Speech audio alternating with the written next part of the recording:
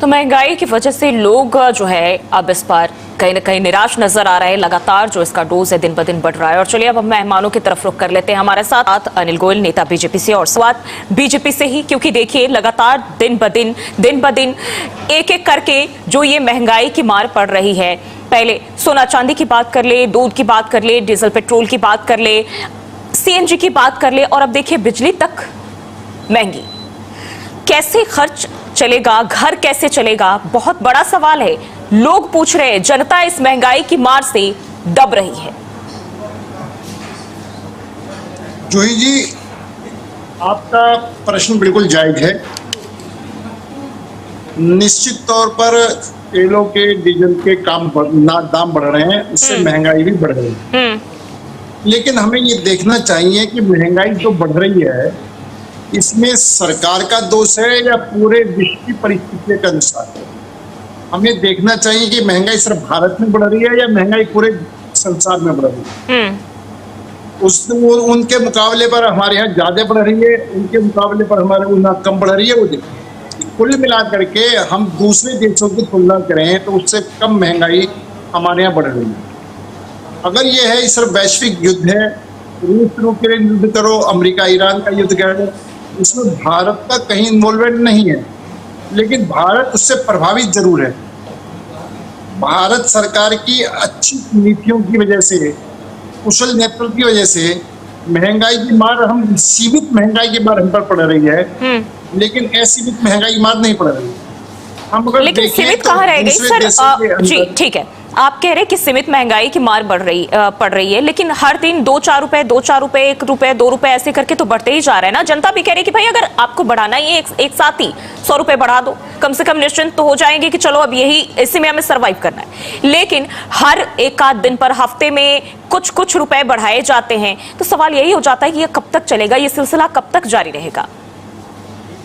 जूही जी, हम महंगाई बढ़ाना नहीं चाहते, हम पेट्रोल के रेट बढ़ाना नहीं चाहते। हम चाहते हैं कि बिल्कुल रुक जाएं।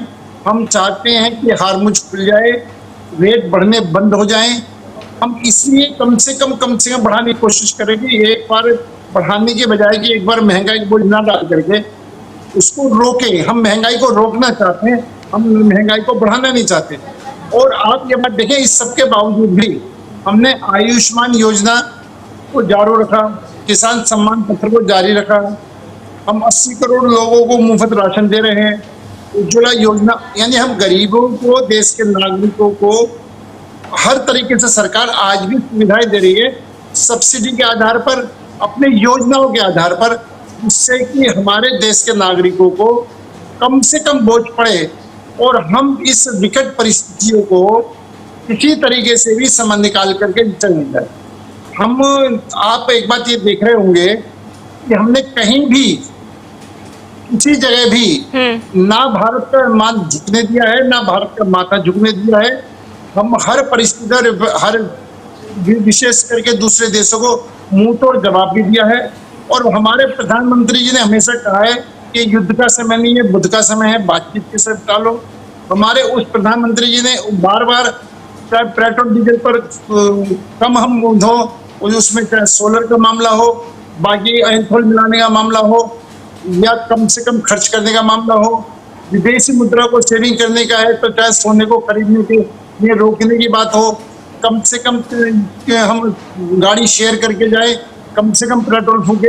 हम सारी बचत योजनाओं को भी सरकार ने अपने ऊपर लागू करा है और जनता को भी आह्वान करा है कि अकेली सरकार नहीं, सरकार और जनता दोनों मिलकर के इस विकट परिस्थिति का सामना करें। हम माननीय विपक्ष से भी आपके चैनल के माध्यम से अनुरोध करते हैं कि ये परिस्थिति राजनीति करने की नहीं है, ये परिस्थिति पैनिक पैदा करने की नहीं है, ये परिस्थिति अपने वोट बैंक साधने की है।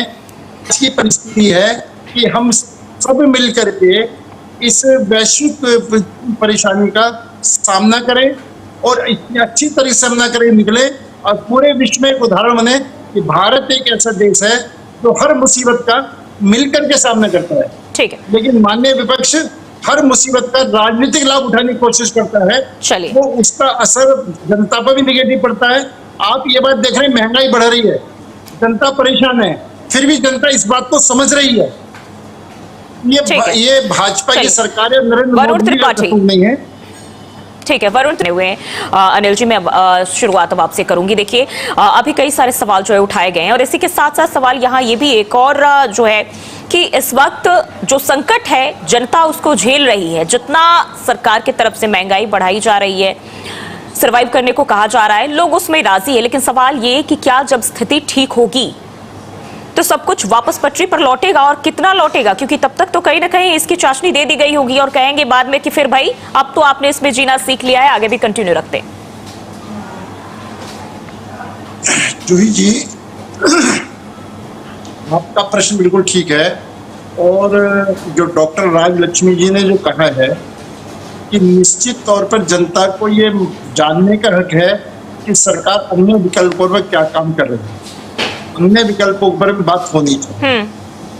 आप ये देख रहे हैं कि हमने हार्मुज के अलावा भी बाकी देशों से संपर्क करके उनसे मतलब चाहे पेट्रोल है, चाहे डीजल है, चाहे सीएनजी है, जहां जहां से जो संभव है मंगाने की कोशिश करी। और दूसरी बात यह कि जहां तक आपने हार्मुज की बात करी है, हाँ। टोटल प्रोडक्शन का लगभग 20 या 25% तेल विश्व के अंदर का वो हार्मुज से निकलता है।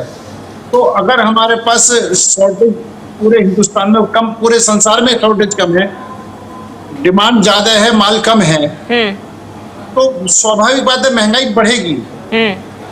ये एक सिस्टम है कि अगर माल ज्यादा है, मांग कम है तो सस्ता होता है। मांग ज्यादा है, माल कम है तो महंगाई बढ़ेगी।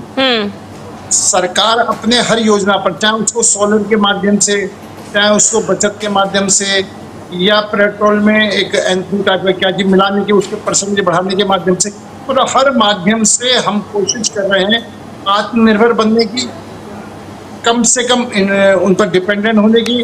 अब जैसे इलेक्ट्रिक वाहन हम चला रहे हैं, इलेक्ट्रिक वाहन को चलाने के लिए भी हम उसको प्रोत्साहन दे रहे हैं कि हम आगे भविष्य को भी ध्यान में रख करके सोलर को प्रोत्साहन दे रहे हैं, इलेक्ट्रिक को प्रोत्साहन दे रहे हैं, आगे भविष्य को ध्यान में रखते हैं। ये पीछे से हमारी सरकार ने काम शुरू करा है, ये एक दिन में नहीं शुरू है। सोलर योजना बहुत पहले से आ रही है, इलेक्ट्रिक गाड़ियों की योजना आ रही है, तो हम पहले से इस बात पर कि हम विदेशों में डिपेंडेंट ना रहे हैं। अनिल गोयल जी, ठीक है, मैं आपको